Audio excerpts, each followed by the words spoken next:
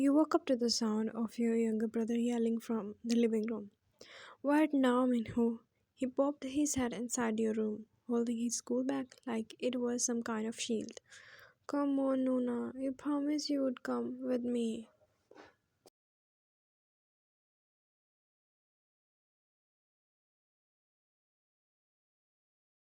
You blinked, still half asleep. What are you even talking about?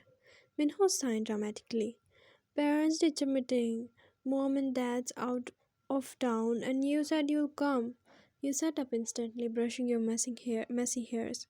I said, I'll think about it. Not a. Okay, fine. But why do you even need me? You never listen to your teachers anyway.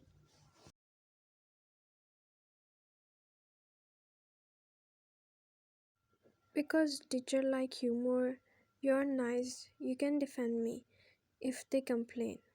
You laughed softly. It had been a long time since you had gone to a school event. Some things about it felt oddly peaceful.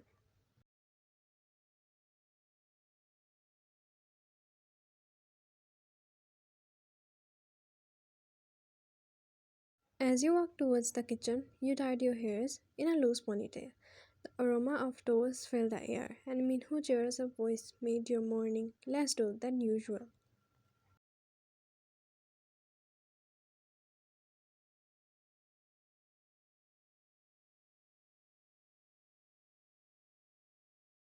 He kept talking about the classmates, teachers, and while you nodded, sipping your coffee. But somewhere deep down, you felt this strange heaviness, like your heart wanted to warn you about something.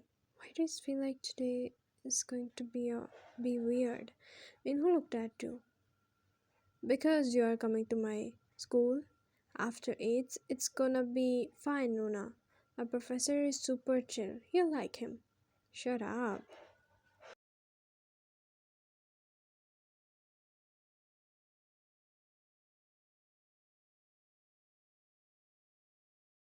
Few hours later, he was passing around, fixing his tie again and again, like he was going to an interview instead of teachers' meeting, parents' teachers' meeting. You are acting like the teacher are going to judge your outfit instead of your grades. Well, maybe they should, because I look great. You both sat in the car. He kept talking in the whole ride about how strict his science teacher was, how fun his friends were, and how his new professor was everyone's favorite. Everyone says he's chill, but he's serious when it's came to studies. Like one minute he was smiling, and next he's giving you death glares. You laughed at his dramatic tone. The car stopped in the front of his school gate. Students and parents walking in and out. For some reason, your heart skipped a beat as soon you stepped out.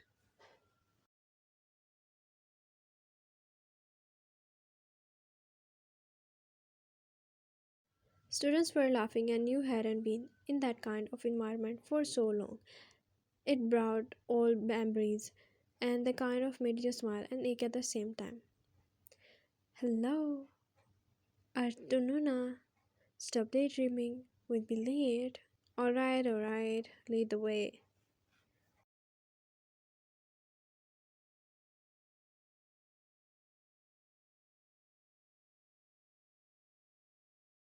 He dragged you inside, talking non-stop while you followed him quietly.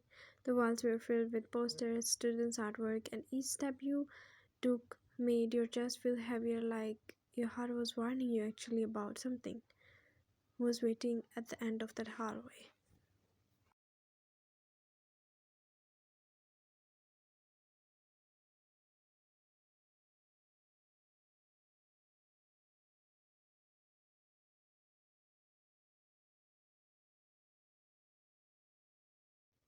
You reached to the classroom door. This is my class, and that's my professor. Wait, he's just coming. You turn your head towards the gate, towards the door, just someone walking, and his footsteps come. And that was exactly the moment your breath caught in your throat. You frozen on your place. Your eyes got locked with the man standing near the board. Your heart grew louder. Every second it was him, the same person whose name you had tried not to say for years. The same voice that same once made you forget the whole word.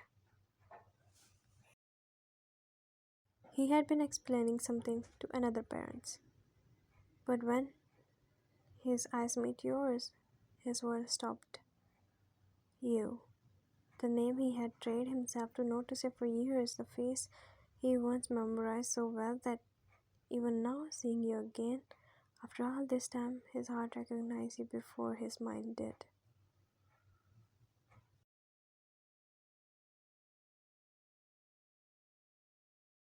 For a split second, he forgot where he was, forgetting his students, the noise, the people only your eyes exist. The same eyes that once smiled for him, and the same eyes that once looked at him with tears. He quickly forced his gaze down to the papers in his hand and trying to hide the way his fingers trembled. Ah, it can't be. No, it's really you.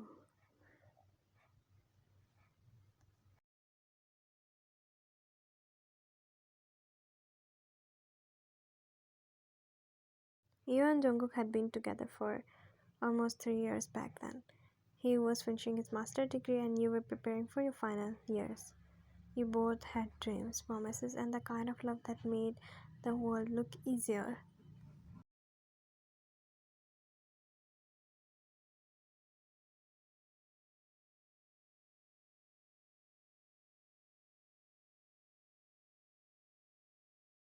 But slowly life started to pull you both apart, and he became busier, always in his study and always chasing professions. You tried to understand, but loneliness crept in, and silence started to fill the space that laughter once held because you saw another girl leaving his apartment. Even though that girl turned out to be just his student and nothing else, but your doubt at him created the distance, and slowly that changed everything, even though you both didn't move on, even after years.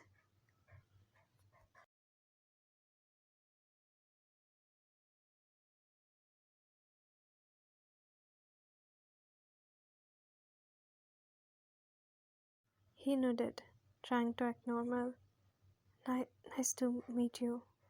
I heard a lot about you from Minho, but I never knew it actually would be you. He always been like that. Few hours later, the meeting finally ended after what felt like hours. You stayed quiet, only answered when Jungkook asked something about Minho's studies. He spoke in the same calm tone as teachers, but you noticed how his voice slightly broke once or twice. When it was over, Minho was grinning proudly, holding his report card. You're doing fine, but you need to focus more on science. You have potential, so don't waste time. I'll try, sir.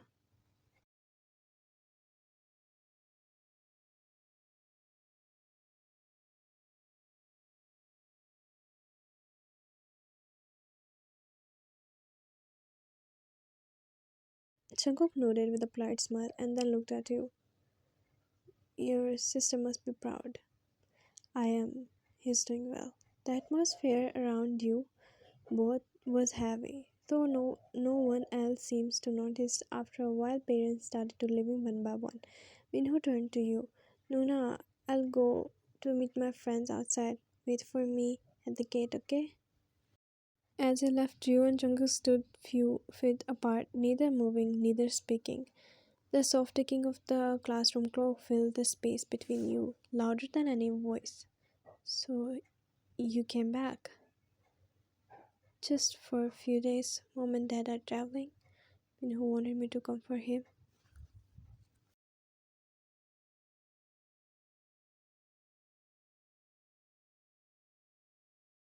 So you are still in Busan, right?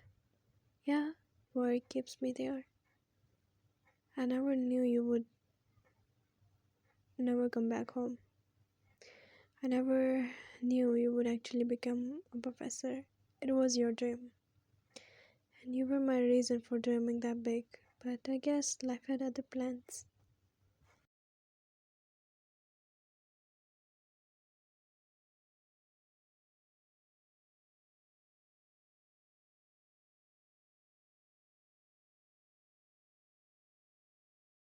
You felt your chest ache. He looked at you again. You are still there, still away from here. Yeah, work keeps people there. Keep them busy even though they forget what they left behind. Did it work? Sometimes, not always.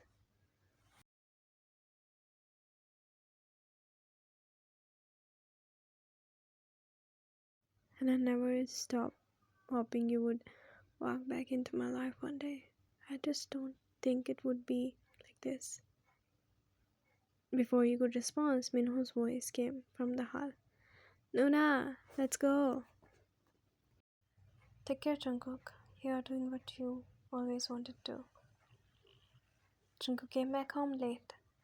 The classroom lights still flickering in his mind like unfinished memories. The silence of this apartment wrapped around him cold and heavy, just like the emptiness he had taught himself to live with. He tossed his key on the counter and leaned against the wall. For years he told himself that part of his life was buried, that he had buried you along with every dream that came with you. But today when he saw you again, it felt like the years he spent trying to heal were nothing but a long pause. He went straight to the shower, letting the hot water running down his neck.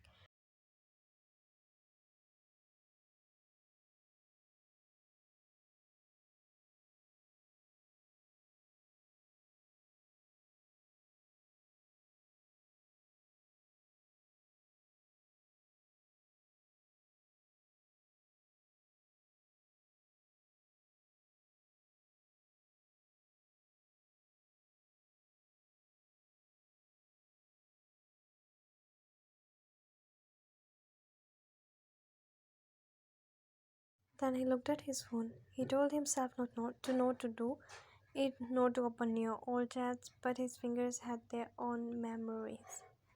He scrolled up through the messages and stopped on a random night. Not with a fight, but with a silence. You two didn't break up with harsh words or betrayal. You simply break apart from distance and pain. Neither of you could fight anymore. And he typed something, then erased it. He told himself again and again to not to do this, Jungkook. And finally, after years trying to forget, he wrote those three words. Can we meet? And he didn't hit send immediately. His thumb hovered over the button for a long moment. He inhaled shakily and then tapped it.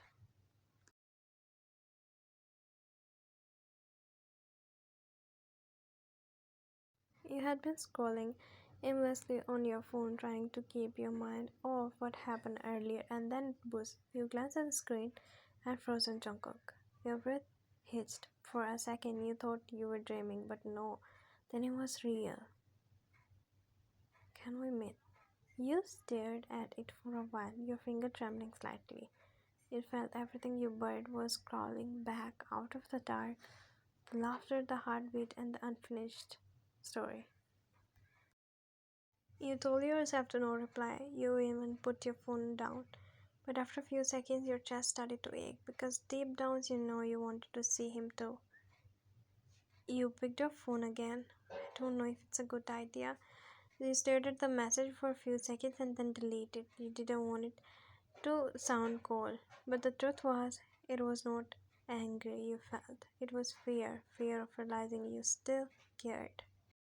You took a deep breath and typed again. Where?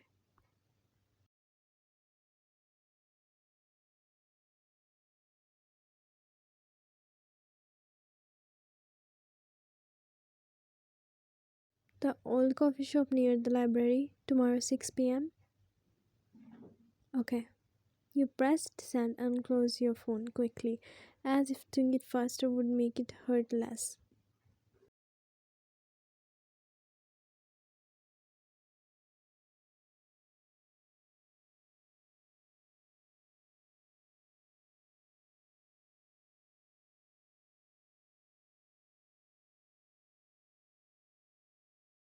Next day, you check your phone again, 6:02 p.m. He was not there. You almost hoped that he wouldn't come, and it wouldn't have been easier than that way. But then the class door opened, the similar little bell, and he walked in. Jungkook paused for a moment when his eyes met yours. Hi, hi. You smiled back. You both stood there in silence. Should I sit? You nodded. The waiter came and he ordered, without asking, black coffee for himself and a latte for you. And you noticed your lips curled just a little. You still remember? Some things don't really change, I guess.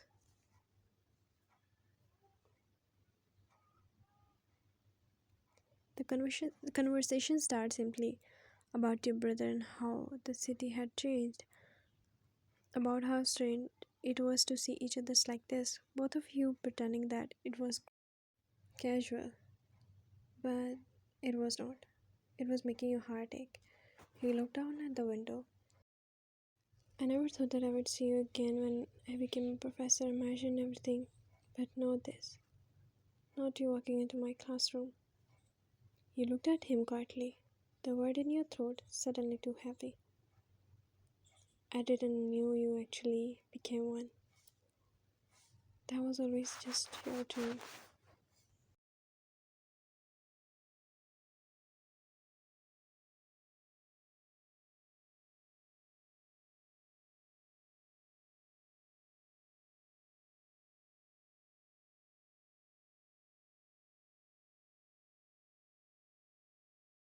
He smiled faintly. Yeah, and you were the one who kept pushing me towards it. I just don't think I would reach it without you. That was the first crack that it left. All the spoken things started to escape. I didn't leave because I stopped caring. I left because everything around us felt falling apart. We were fighting more than loving. I thought maybe we need distance, but distance never fixed it. I used to check my phone every night, hoping you would text. Even after months, I still waited. I'd have so many messages and never sent them. I told myself if I would survive one more week without you, it would be fine, but it was not. There it was the truth. Both of you sat there, lost somewhere between the past and the present. The coffee had gone cold, but neither cared. I don't know what they're supposed to be.